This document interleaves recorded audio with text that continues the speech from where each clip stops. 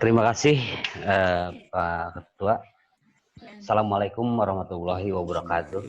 Waalaikumsalam warahmatullahi wabarakatuh. Alhamdulillah, salatu wassalamu ala rasulillah wa ala alihi wa sahbihi wa malah ba'du. Yang kami hormati Ketua Jaluh beserta seluruh jajarannya, Bapak Ibu sekalian, para penyuluh yang ada di wilayah Kabupaten Sukabumi. Syukur alhamdulillah pada minggu pertama saum ini di bulan Ramadan kita bisa bertatap muka melalui media online ini sambil silaturahmi. Mengawali apa yang ingin kami sampaikan, saya ucapkan selamat menjalankan ibadah saum. Mudah-mudahan ibadah saum kita diterima Allah Subhanahu wa taala. Bapak dan Ibu sekalian, di tengah-tengah suasana pandemi COVID-19 di tahun 2020 ini, bangsa Indonesia menghadapi kesehatan, krisis sosial, dan juga krisis kemanusiaan sebetulnya. Tentunya terkait dengan peran fungsi kita secara institusional, pemerintah telah menetapkan melalui Kepresnya menunjuk gugus tugas tingkat nasional sampai ke tingkat kota keseluruhan.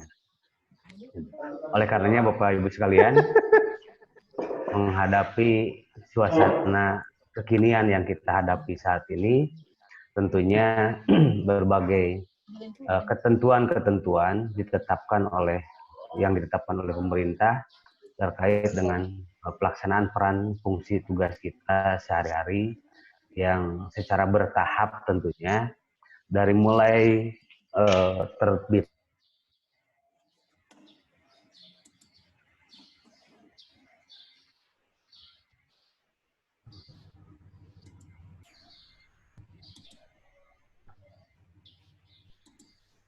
layanan di kantor sesuai dengan jadwal shift. Seiring dengan perkembangan pandemi COVID di kita, bahwa perlu kami sampaikan grafiknya terus meningkat di tingkat nasional maupun di tingkat kabupaten ataupun kota Sukabumi.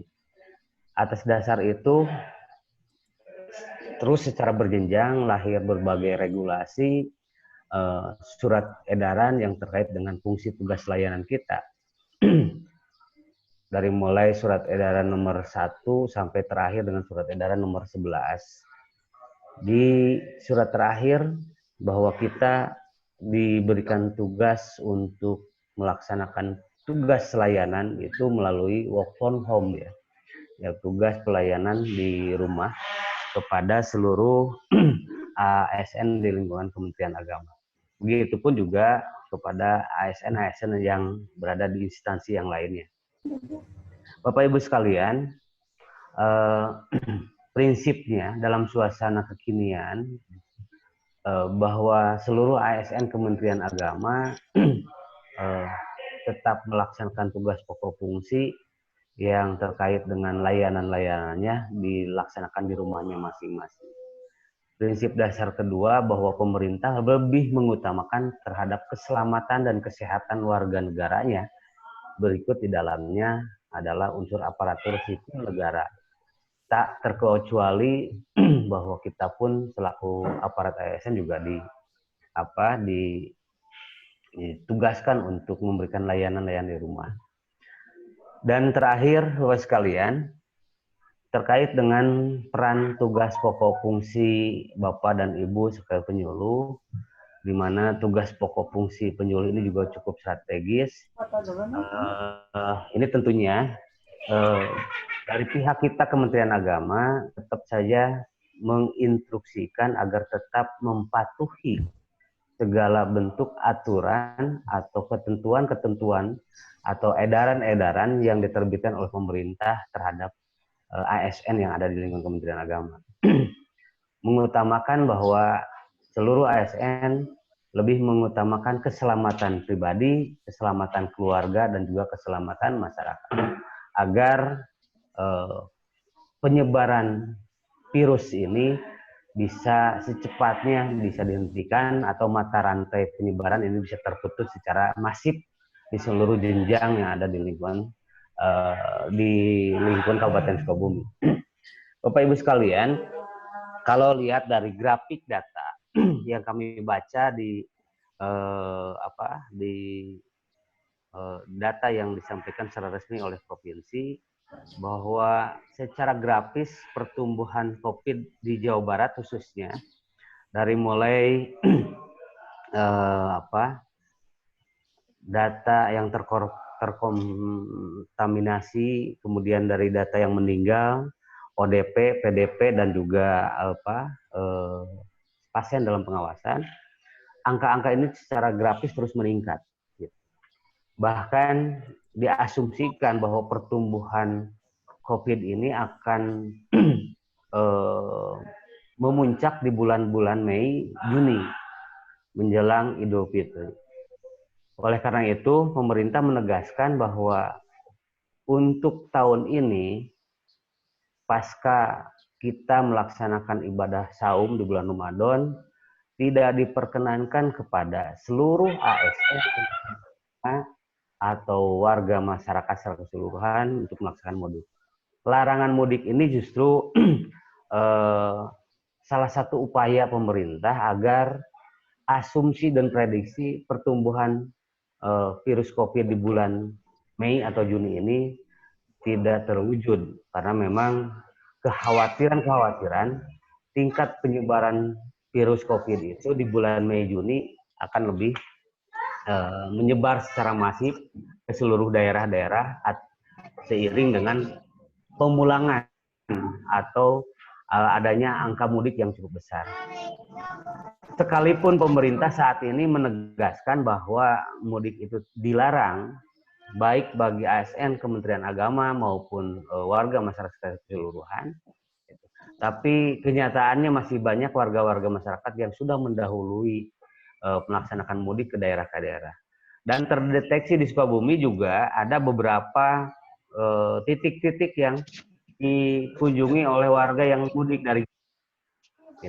dari awal sebelum pemerintah menetapkan proses itu dilakukan, tapi mereka sudah mendahului pulang ke rumahnya masing-masing atau mudik ke daerahnya masing-masing.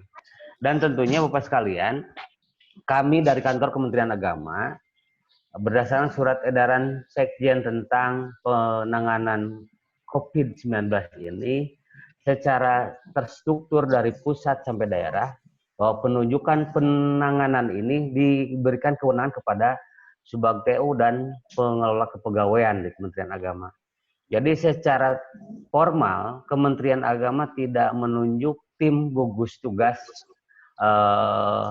COVID-19, karena tim gugus tugas itu berdasarkan keputusan Presiden ditunjuk oleh Presiden di bawah koordinasi BNPN, Badan Penanggulangan Bencana Nasional, BNPBN.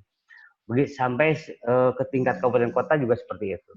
Artinya segala data dan informasi tersentralisasi di sana di gugus tugas yang merupakan bagian integral tugas wewenang gugus tugas untuk menata kelola baik dari sisi data, informasi, dan langkah-langkah konkret untuk penanganan COVID-19 ini.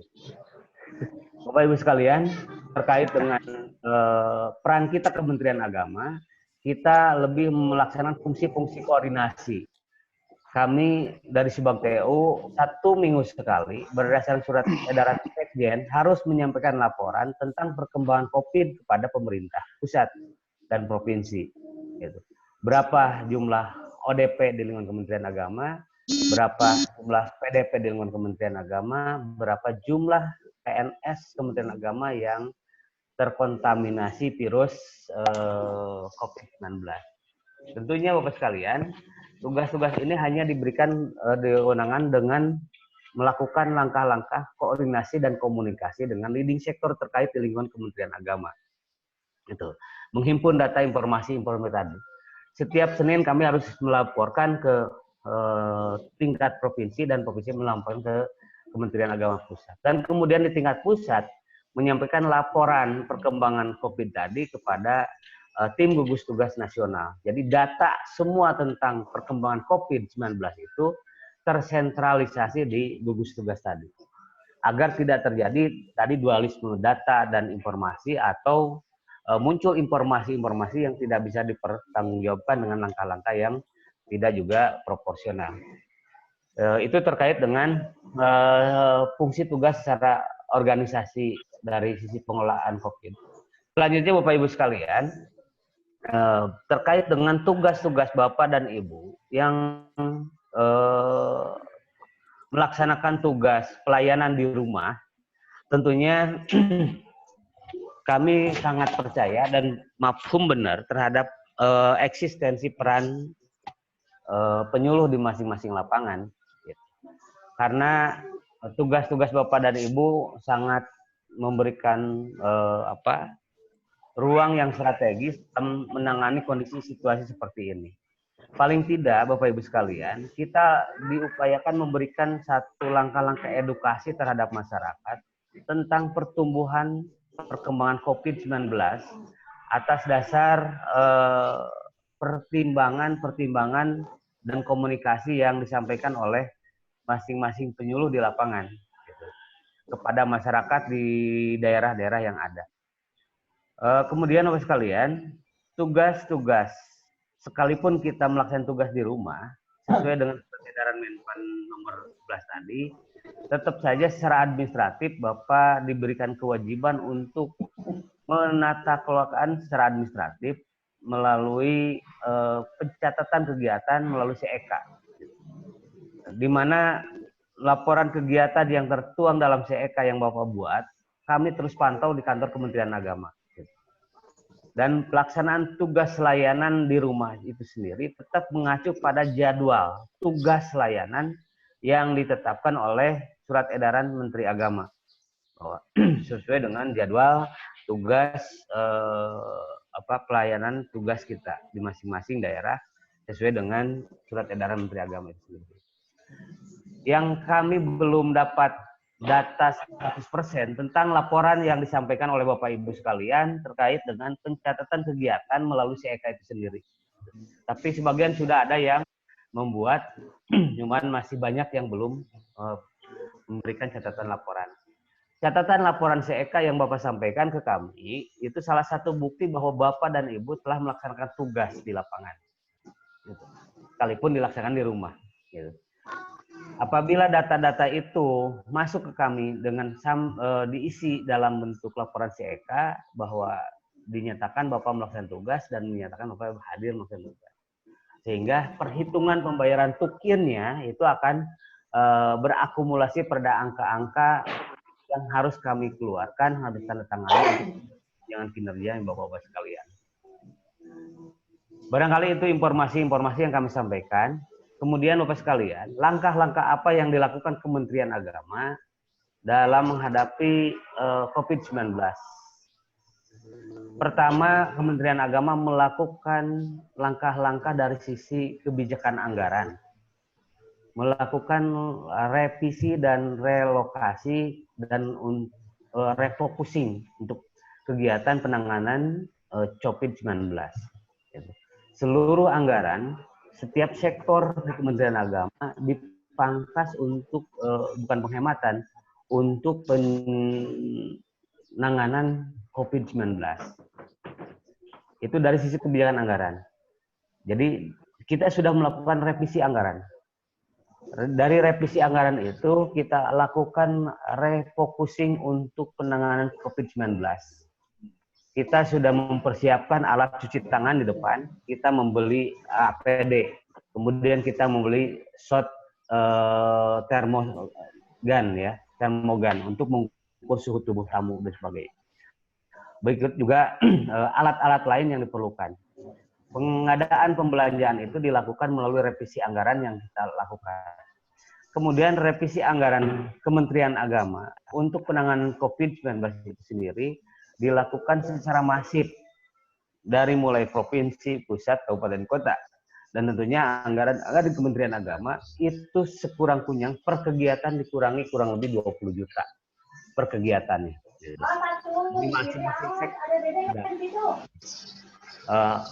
langkah-langkah pertama yang kita lakukan dari sisi kebijakan. Langkah-langkah kedua, kita melakukan SOP dan protokol kesehatan di Kementerian Agama. Kita sudah buat sistem penanganan bagi tamu-tamu karena memang sekalipun kita lakukan kebijakan dari pemerintah untuk kerja di rumah, work from home itu sendiri, tapi ada sektor-sektor yang tetap harus kita layani di Kementerian Agama. Ya, sebagian besar kita ada di rumah, kan yang lainnya tetap ada yang di kantor. Seperti urusan haji terkait dengan pendaftaran jemaah haji, terkait dengan pelunasan jemaah haji, dan kegiatan-kegiatan persiapan pemberangkatan haji 2020. Itu kita tidak bisa menghindari tugas layanan karena memang instruksi pemerintah untuk layanan-layanan yang bersifat sentral, layanan yang strategis tetap dilayani dengan tetap mengutamakan protokol kesehatan yang sudah menjadi SOP gitu. Kemudian di samping tadi haji juga di masing-masing KUA. Untuk di masing-masing KUA Bapak Ibu sekalian, karena memang berdasarkan edaran dari Dirjen Haji, Dirjen Bimais di sana, bahwa pelaksanaan pernikahan tetap dilakukan di kantor KUA. Kalau semua proses pencatatan nikah dilakukan kantor KUA, maka tidak menutup kemungkinan bahwa kantor-kantor KUA menjadi pusat penyebaran virus di situ.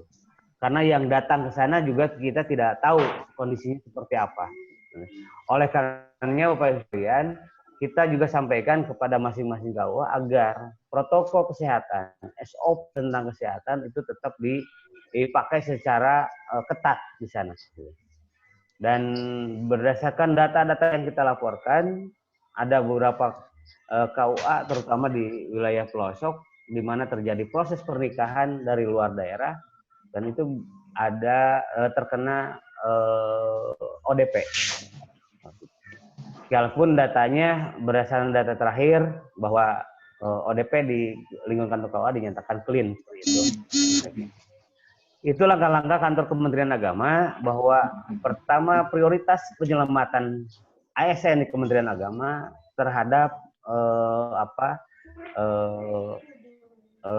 rentan terkontaminasi virus COVID-19 melalui dua langkah tadi kebijakan anggaran untuk pengadaan ADP alat pelindungan diri, menyiapkan peralatan kesehatannya dan sebagainya. Kemudian juga memberikan penegasan secara terstruktur kepada masing-masing kantor KUA untuk tetap memegang teguh SOP dan protokol kesehatan yang sudah ditetapkan. Selanjutnya Bapak sekalian, berdasarkan surat Sekjen Kementerian Agama bahwa ada himbauan kepada seluruh kantor Kementerian Agama, provinsi, Kementerian Agama terkait dengan bantuan dana untuk penanganan COVID-19 melalui rekening BRI. Dan bagi kabupaten kota yang lain sudah dilakukan itu semua.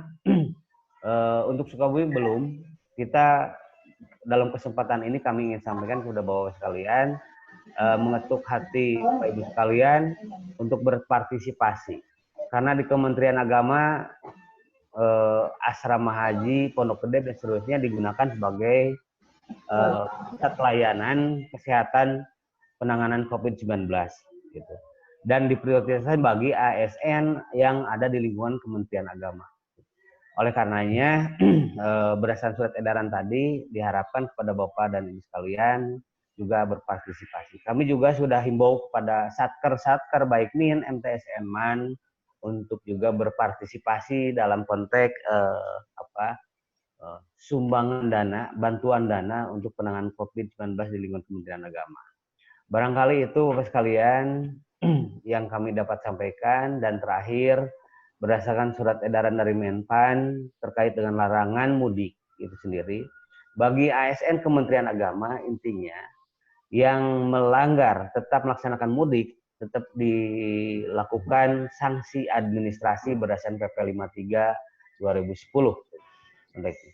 Karenanya bantu untuk sampaikan kepada warga masyarakat, keluarga-keluarga yang ada di wilayah tugas Bapak dan kalian untuk menyampaikan bahwa pada keluarga-keluarga yang ada di kota kabupaten yang lain untuk tidak melakukan pulang kampung, tetap saja diam di tempatnya masing-masing atau melakukan kegiatan di tempatnya masing-masing tapi tidak melakukan mudik, dan itu juga berisiko besar buat kita semua.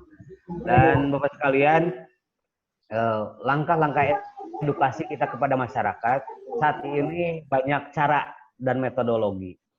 Tidak hanya bisa dilakukan secara kontak langsung, tapi juga bisa melalui media. Melakukan edukasi kepada masyarakat untuk mengupload berbagai aplikasi tentang informasi COVID-19. Karena tidak menutup kemungkinan banyak informasi-informasi yang tidak bisa dipertanggungjawabkan kepada masyarakat kita. Barangkali itu yang dapat kami sampaikan pada pertemuan ini. Sekali lagi saya mohon maaf kepada Bapak Ibu sekalian agar tetap menjaga diri sendiri, menjaga keluarga, dan menjaga masyarakat dari terkontaminasinya virus COVID 2019. Demikian, billahi taufiq wal hidayah. Assalamualaikum warahmatullahi wabarakatuh. Waalaikumsalam warahmatullahi wabarakatuh. Masih ada waktu Pak Kasubag sekitar 15 menit lagi. Saya mewakili rekan-rekan. Di sini yang hadir kurang lebih 35 sampai 39 orang Pak Kasubag. Yang pertama, apakah di ASN kita Kementerian Agama ada yang statusnya terkena COVID atau bagaimana? Itu yang pertama. Kemudian yang kedua, di penyuluh itu rata-rata kerjanya di kantor, di rumah Pak Kasubag. Kemudian ada beberapa KUA yang mewajibkan piket untuk di kantor. Bagaimana? Apakah penyuluh itu misalkan dengan melakukan piket itu ke kantor bagaimana?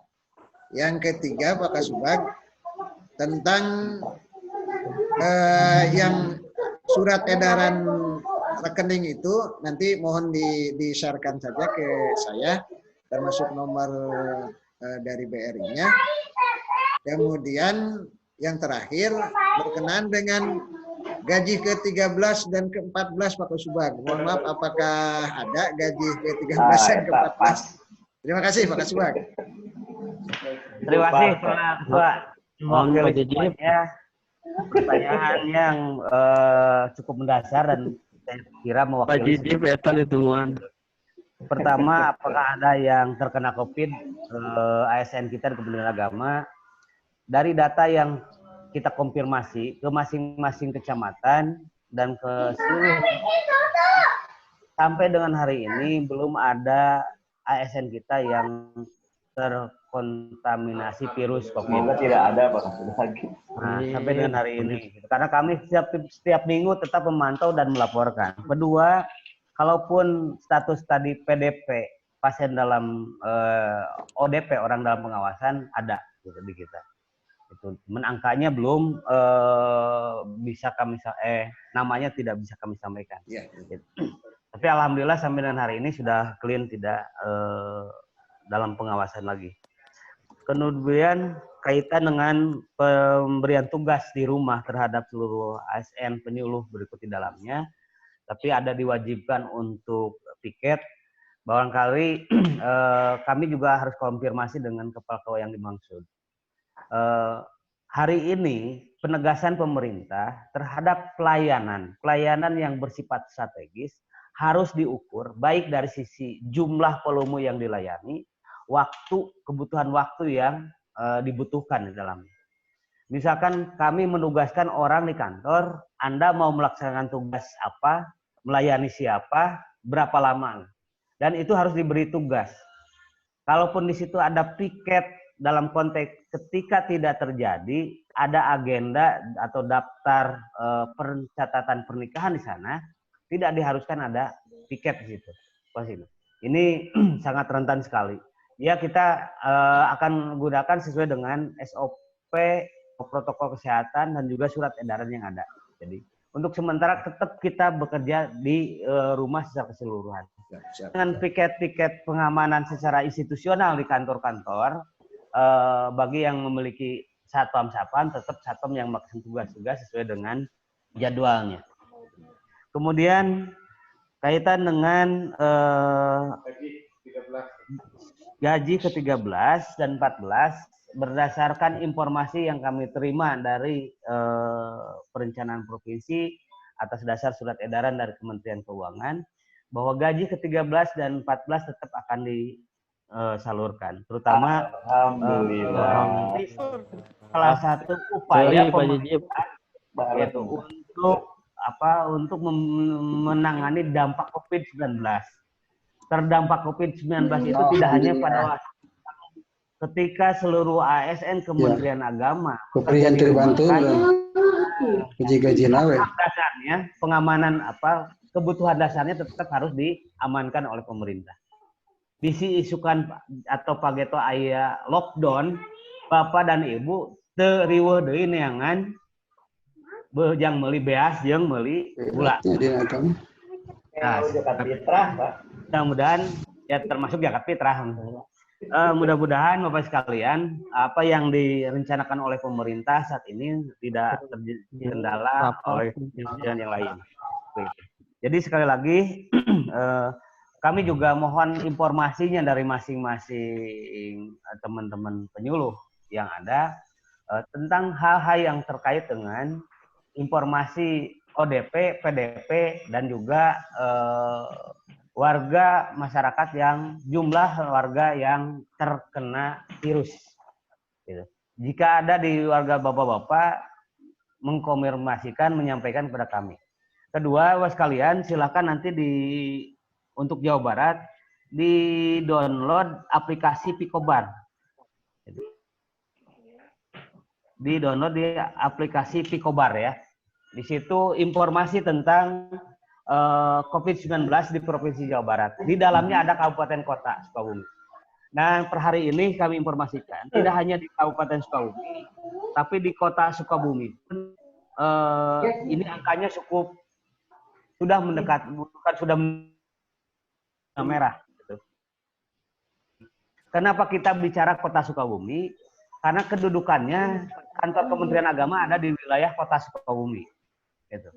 Ketika nanti Kota Sukabumi sekarang sedang proses mengajukan PSBB ke pusat, dan ketika PSBB dilakukan di Kota Sukabumi, kantor Kementerian Agama Kabupaten Sukabumi bisa terkena dampak atas pelaku kebijakan PSBB itu sendiri. Artinya kemarin sudah saya koordinasikan dengan Kemenag, jika PSBB terjadi di Kota Sukabumi, maka kantor Kementerian Agama harus cari alternatif atau pindah dulu sementara ke kantor KUA atau ke Madrasah Sanawiyah, Bang Musdai, atau Pusbangdai dan sebagainya. Yang pasti situasi per hari ini kami terus memantau perkembangan COVID-19 itu tidak hanya pure di wilayah Kabupaten Sukabumi. Kalau di Kabupaten Sukabumi per 2 hari ini lonjakannya cukup grafiknya meningkat. Dari 3 yang terkena virus, 2 sembuh, 1 masih pengobatan. Per hari ini 5 orang yang terkena virus di Kabupaten Sukabumi. Tapi untuk di Kota Sukabumi, Bapak sekalian, terkonfirmasi positif COVID-19 itu ada 29 yang tersebar di 7 kecamatan, termasuk di Kecamatan Lemur Situ, di mana kantor Kementerian Agama Kabupaten Sukabumi berada di dalamnya. Yang ada 22 orang yang terkonfirmasi, 7 orang sembuh. Kontaminasi. Terkonfirmasi ya. Konfirmasi positif. Terkonfirmasi positif ada jumlah 22 orang. PDP di Kota Sukabumi totalnya ada 28 orang, ODP ada 248 orang. Itu angka yang sangat masif tersebar di seluruh kecamatan, 7 kecamatan yang ada konteksnya. Kalau di Kabupaten Sukabumi, tentunya titik-titik ini masih dianggap zona hijau karena angkanya cukup masih kecil, tapi juga titik sentralnya masih di beberapa kecamatan saja yang terdeteksi. Tapi tidak menutup kemungkinan ada asumsi bagi warga masyarakat Sukabumi yang terkonfirmasi COVID-19, tapi dia tidak jujur maksudnya, tidak mengakui dan sebagainya. Itu yang dikhawatirkan, salah satu potensi yang cukup agresif untuk menyebarkan virus di wilayah Kabupaten Sukabumi. Barangkali itu Pak Ketua jawabannya terkait dengan beberapa hal yang disampaikan oleh Pak Ketua tadi, mewakili kawan-kawan, kaitan dengan pertama surat adanya warga yang terkonfirmasi di kabupaten atau tidak, untuk warga ASN Kementerian Agama sampai dengan hari ini tidak ada terkonfirmasi. Kemudian terkait dengan surat tugas yang menyangkut dengan piket, diharapkan itu tidak terjadi. Kita juga akan koordinasi dengan Kasih Bimais agar tidak mengeluarkan surat piket, karena memang ini juga harus ada pertanggungjawaban. Jadi kalau hari ini yang kerja di rumah itu harus diberi, yang kerja di kantor itu harus dikasih tugas. Beda kalau dulu yang kerja keluar yang harus dikasih tugas, sekarang yang kerja ke kantor justru harus dikasih tugas. Sampai dengan dan kami juga akan membuat semacam format tentang bagaimana tadi yang kami sampaikan. Berapa jam pelayanan, siapa yang dilayani. Ini penting ketika yang dilayani ini diketahui identitasnya dan di kemudian hari kita terkonfirmasi COVID-19, maka kita ditanya dengan siapa di minggu ini kita ketemu. Dan orang-orang itu akan dijadikan ODP secara administrasi di data semuanya. Gitu. Kaitan gaji 13, secara dari sisi informasi yang kami dapat kemarin, bahwa gaji ke-13 tetap akan dibayarkan, terkecuali untuk pejabat eselon 1 dan 2. Gitu. Jadi untuk eselon 3 ke bawah tetap akan dibayarkan gaji ke-13-nya. Barangkali itu Pak. Alhamdulillah, amin. Mudah-mudahan informasi ini juga bisa disampaikan sekali lagi kepada Bapak Ibu sekalian dengan tetap melaksanakan tugas di rumah, tapi juga memantau perkembangan COVID-13 di masing-masing rumah dan melaporkan kepada kami melalui analis kepegawaian. Karena setiap Senin kami juga harus menyampaikan laporan secara masif ke provinsi dan ke pusat. Apalagi yang terkait dengan 3 hal tadi, ODP, PDP, dan terkonfirmasi COVID-13. Ya. Terima kasih Bapak sekalian. Dan penjelasan terkait dengan mudik, mohon juga diberikan edukasi kepada masyarakat. Dan terkait dengan pelaksanaan Ramadan hari ini, barangkali peran Pokjaluh lah yang harus ke depan, bagaimana memberikan penjelasan kepada masyarakat untuk tetap melaksanakan ibadah Ramadan di rumah, sholat operasi diri dan seterusnya, karena memang ini sensitivitasnya cukup tinggi buat kita. Terima kasih. Assalamualaikum warahmatullahi wabarakatuh. Terima kasih Pak Kasubag atas penjelasannya yang panjang dan luar biasa. Kita doakan mudah-mudahan Pak Kasubag kita panjang umur, disehatkan selalu. Amin. Dan sekali lagi kita doakan di bulan Ramadan ini mudah-mudahan cepat menjadi kepala Kemenag. Terima kasih Bapak Ibu, waktu juga lah yang memisahkan kita. Terima kasih, kita cukupkan sampai di sini. Wallahul muwaffiq ila aqwamit thoriq. Assalamualaikum warahmatullahi taala wabarakatuh. Terima kasih Pak Kasubag. Waalaikumsalam warahmatullahi wabarakatuh. Komit Tukin 13 ya Pak.